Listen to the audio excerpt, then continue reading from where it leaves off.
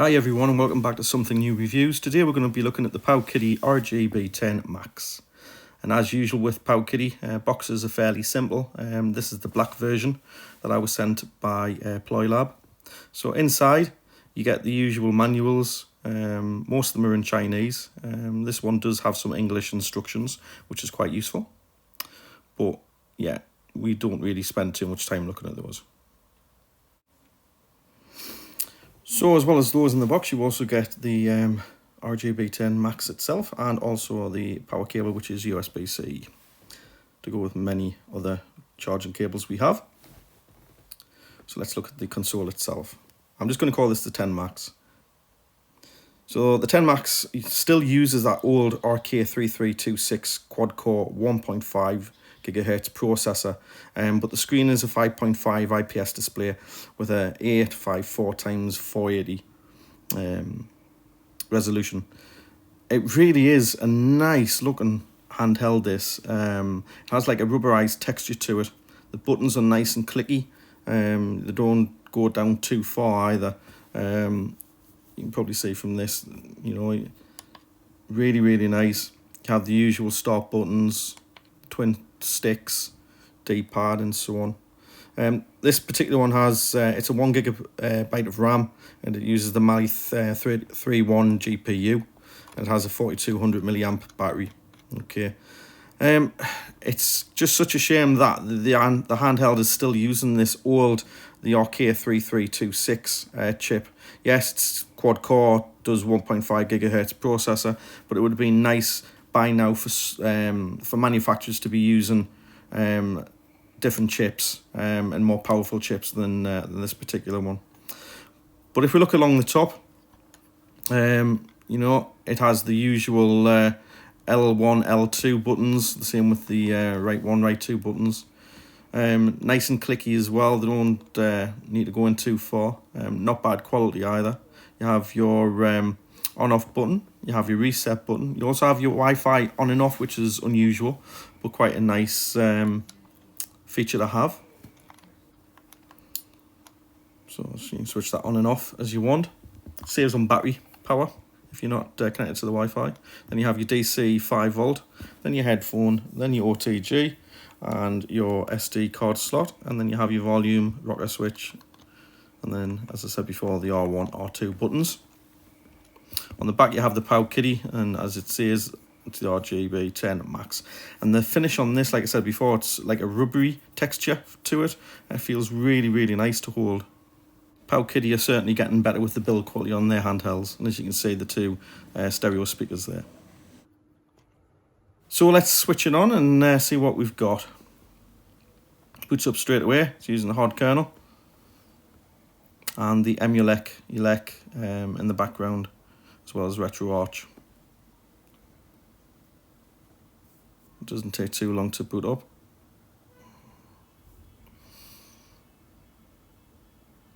This particular model has over 17,000 games on it, and as you see, I think it covers nearly every single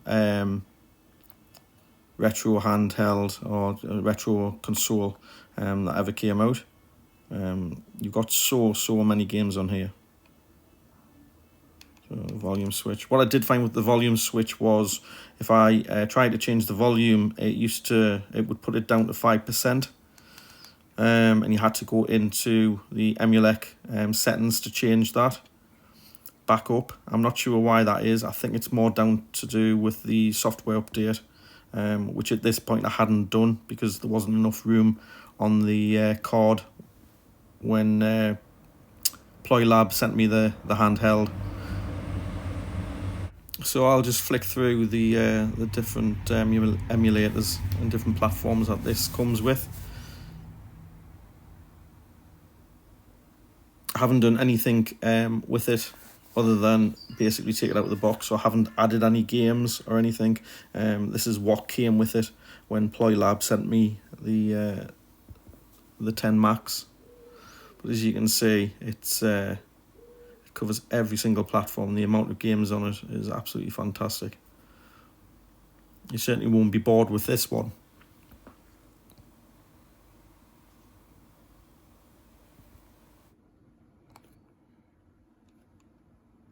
So let's have a look at some gameplay. This is the Dreamcast that we're going to look at first. One thing I did note is the quality of the screen is fantastic. It's really good. However, it's not as bright as some of the other handheld gaming consoles that I've recorded in the past. But certainly you can look at it from any angle, and the picture is great. It does use the 16.9 ratio, but which isn't going to be suited to some games. As you can see, this has got the black borders, but when it comes to the likes of your PSP, it looks fantastic. So let's see how this runs.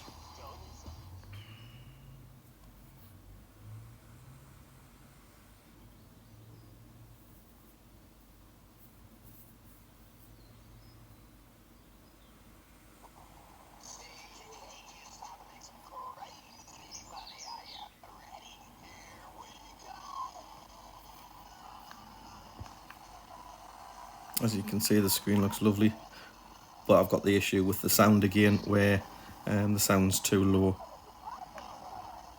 So at the moment I'm not going to mess about with that. But this game actually runs really well. There are a few issues with the sound that you would expect, and I found that with the 10 Max quite a bit. When it comes to the larger games such as your N64, your PSP and your Dreamcast games, for the 3D stuff, you will notice some frame rate drops, in particular the audio crackling and breakup. That was the case with this one.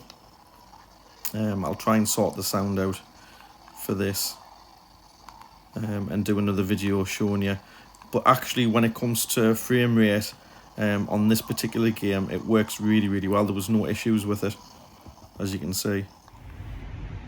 So let's take a look at Sonic Adventures. I always like to show this one because this is quite a good benchmark to show people when it comes to how well these handhelds are able to run certain platforms, particularly when it comes to Dreamcast. You tend to get quite a bit of stuttering and break-up with this particular game.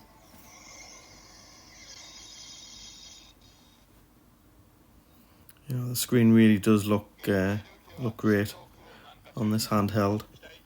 You know, you look at it from any angle and it's nice and crisp. Just a shame it wasn't a little bit brighter. And you still have the black borders going down the side as well. Now, what I found with this game, and bearing in mind this is straight out of the box, I've done nothing with the console whatsoever, is that whilst it looks fantastic, and with no breakups or frame rate hits, the actual controls didn't work at all, other than the buttons. So when it came to controlling it, it just didn't work, it wouldn't work at all. Now this is something that can be resolved by going into the settings and changing it within the retro arch. However, I purposely haven't done that because I wanted to do a review as to how it comes out of the box, which is what all of my reviews are based on. You shouldn't have to buy something and then mess about with it to get it to work. That's my theory behind it.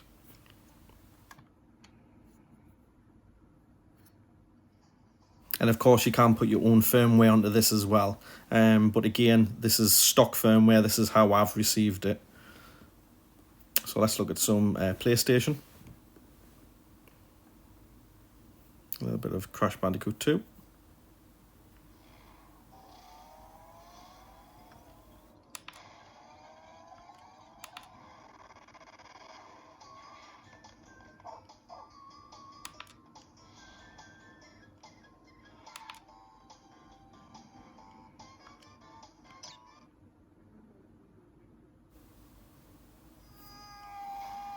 Again, screen looks absolutely fantastic. Image quality really is good on this.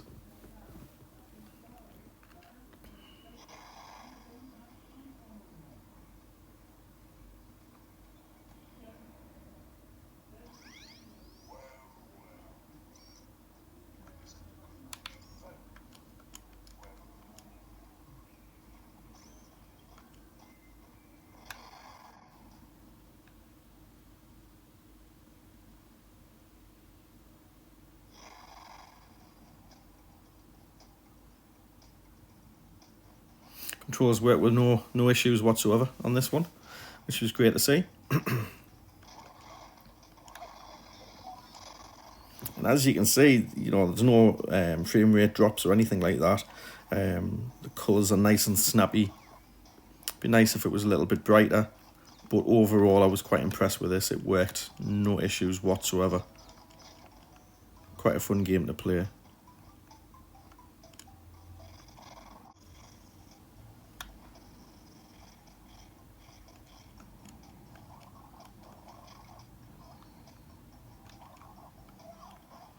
This looks really nice.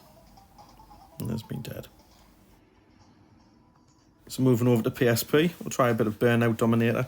Again, this is another game that I tend to try as a benchmark, because you do need quite a powerful handheld to play this. And again, this is totally out of the box. I haven't messed around with any of the settings whatsoever.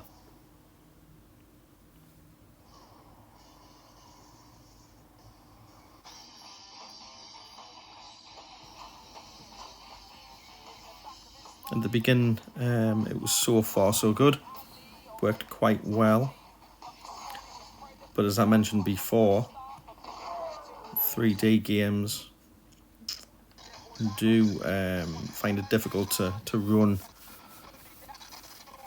But what I did find with this particular game was the more I played it, the more stable it became,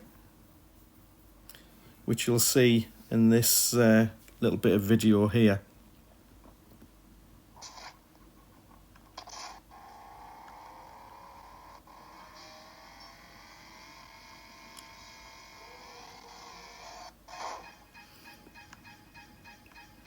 So you can clearly see when this is running that there's some frame rate drops in it.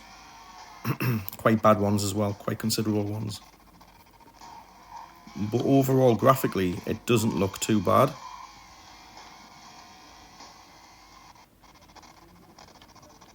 Sound-wise, again, it broke up a little bit. But the more I played it, the better it actually got, to be honest with you. And it wasn't too bad. It certainly was playable. Just don't expect too much when it comes to PSP games.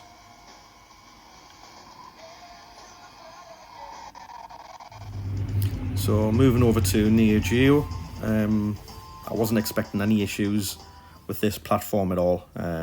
Basically, most handhelds can play Neo Geo games fairly good.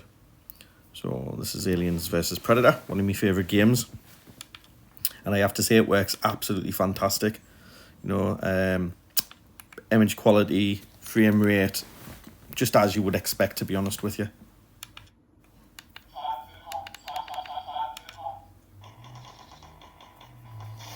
Again, image quality's pretty good.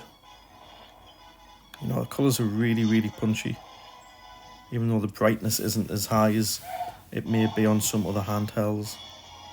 But when you're playing stuff like this, like Neo Geo, Super NES, Mega Drive, anything like that, it's going to play absolutely flawlessly on this handheld. You'll have no issues whatsoever.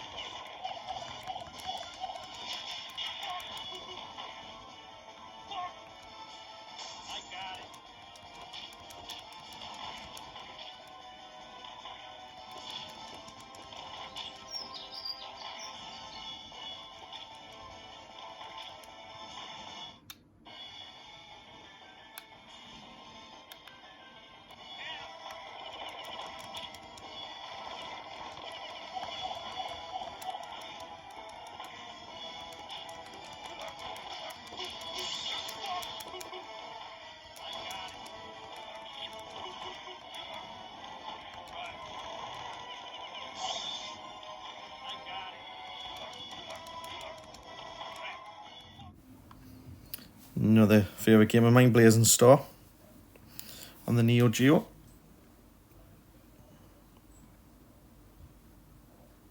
Shoot 'em ups play absolutely fantastic. So remember as well, these are all playing through RetroArch on the back end. So everything should be fairly stable. But I think for anybody who gets this handheld, the first thing you need to do is make sure that the firmware is updated on it, because it may resolve some of the issues that I've sort of overcome. But to be fair, straight out of the box, it's worked fairly well. I can't really complain about it too much. Just don't expect too much from the likes of your PSP games. It isn't going to play God of War. Absolutely not. It's not powerful enough, and that's regardless of what firmware is on it or what updates. With this old chip that it's using or still using, you know, you're going to find some difficulties with it. But that's not to say that you can, you know, there's other firmwares out there that do sort of make games run better on the likes of PSP and certainly on Dreamcast and so on. But if you just want it out of the box as it is now, you know, you're not going to be disappointed by it. It's a very capable handheld. It looks lovely. It's great to hold. Controls are fantastic on it. Brightness could be a little bit higher on it, and it would be nice for it to play some other more intense platforms a little bit better. But overall, this is a fantastic handheld, and probably one of my favourite ones to date, if I'm honest with you. The 16:9 ratio of the screen isn't fantastic. For some games, you will get those borders. But other than that, you know, you're not going to be disappointed. And yeah, you'll have lots and lots of fun. And it's nice to have a bigger screen. You know, this 5-inch screen is fantastic to look at. And you do realise how much you miss out on actually having a larger screen when playing games. Yeah, so my thoughts on this, definitely I would go for it. If you haven't got one already, it's a no-brainer. You can do a lot worse than this. There are a lot worse handhelds out on the market. It's not going to blow you away altogether. You know, it's still using that old chip, but overall it is a fantastic handheld that PowKiddy have made, and the RGB10 Max is very capable in what it does. So I hope you enjoyed the article and the review, and I look forward to seeing you soon.